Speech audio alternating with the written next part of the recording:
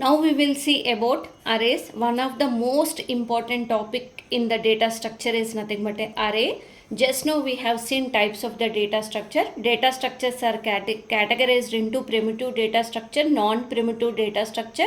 Again, in the non-primitive data structure, linear data structure, non-linear data structure will be there. In the linear data structure, array will be comes. So here, if the array topic comes, you better to draw this diagram also. Next, you write the definition of the array. An array is a collection of elements of the same data type. This is very important. Okay, array is nothing but a collection of elements of the same data type, also stores in a continuous memory locations. For example, int x is equal to 10 you have given, which is nothing but a x is a variable. It can store only one value 10.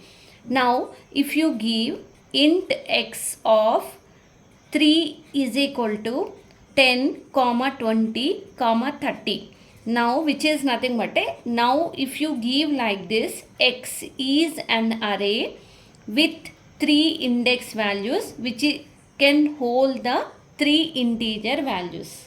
Okay, this is nothing but a array. So here each element can be accessed using an index. Arrays can be accessed using an index value. Later we will see how to access. Why do we need arrays?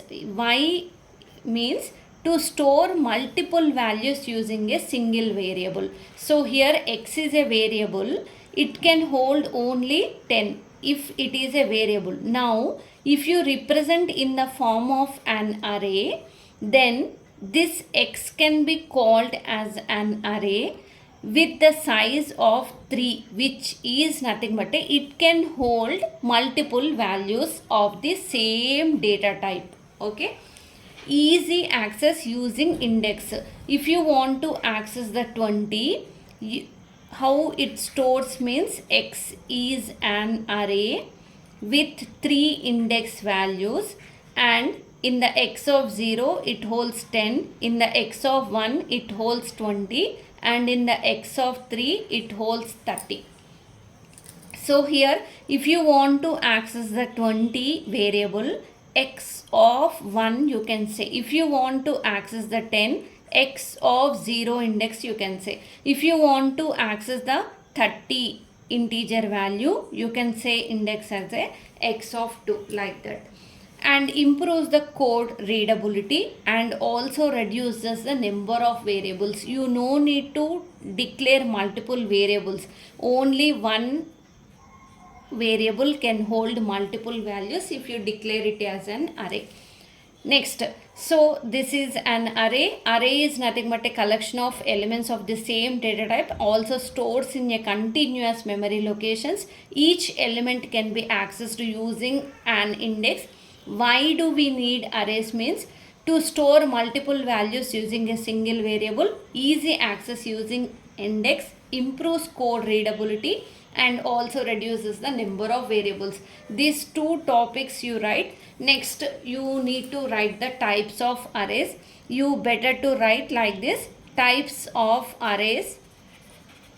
Just draw one diagram like this. You keep it 1D array, 2D array, multi-dimensional arrays. Now we will see one by one what is 1D, 2D and multi-dimensional arrays.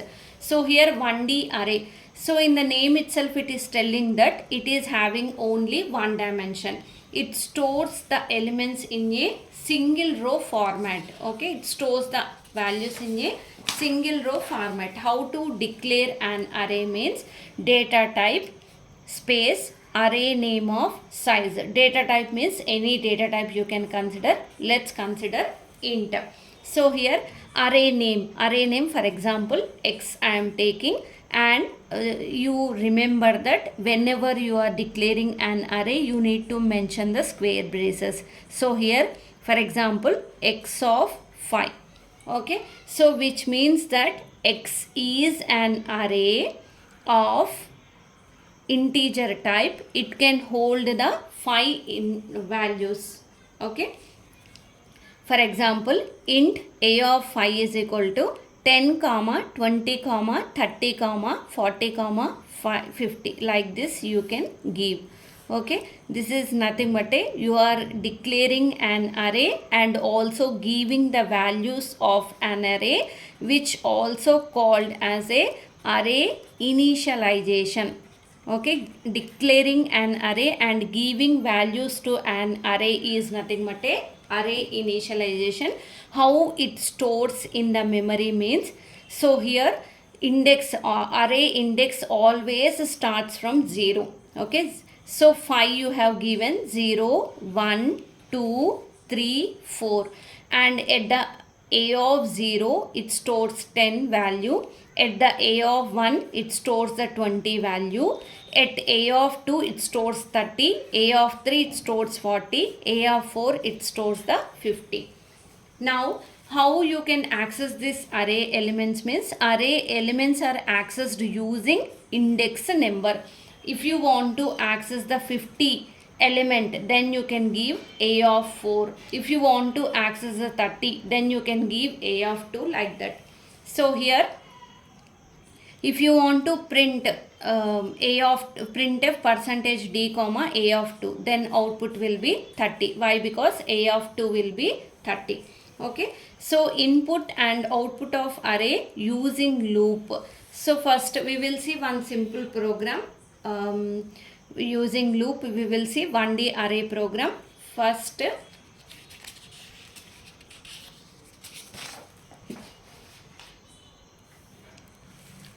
variable, some variable I am declaring, which is nothing but a size of an array. Main function, in the main function I am declaring some variable and I am giving some int a of 10. Array size I declared. Cout, enter the number of elements. So for initially I declared size as a of 10.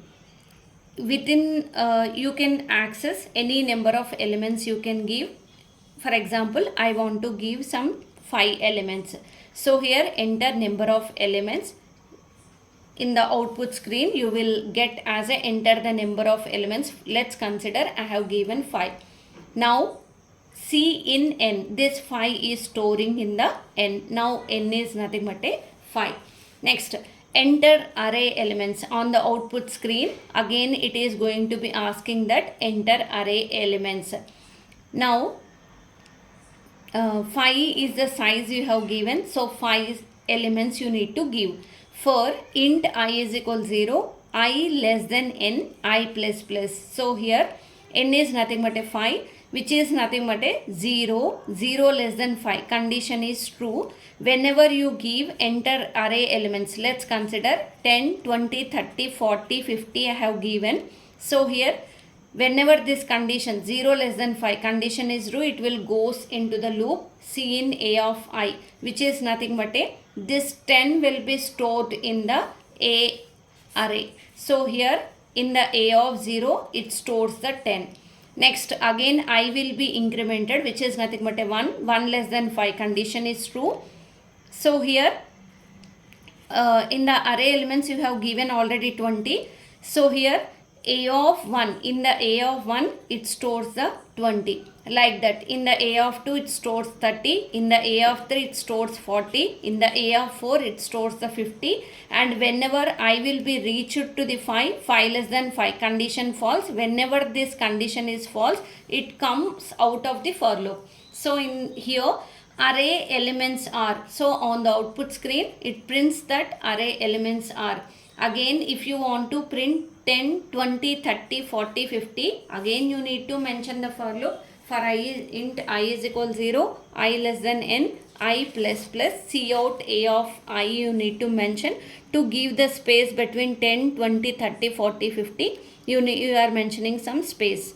Next return 0. So on the output screen what you will get means enter number of elements. For example I have given 5. Enter array elements. For example I have given 10, 20, 30, 40, 50. Array elements are it is reading, and array elements are it is printing 10, 20, 30, 40, 50. This is a simple 1D array program you need to write in your examination.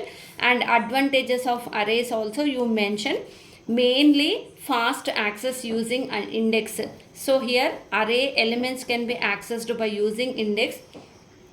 Less memory wastage, it all the elements are stored in a continuous memory allocation, and also it stores the less memory wastage. It is simple technique and efficient also. Drawbacks means disadvantages of arrays are it is a fixed size. For example, you have given array size as a 5 means you can give only up to 5 elements only, and it cannot grow or shrink dynamically. We cannot grow or shrink, which means we cannot increase or decrease dynamically. Insertions and deletions are sometimes little bit difficult.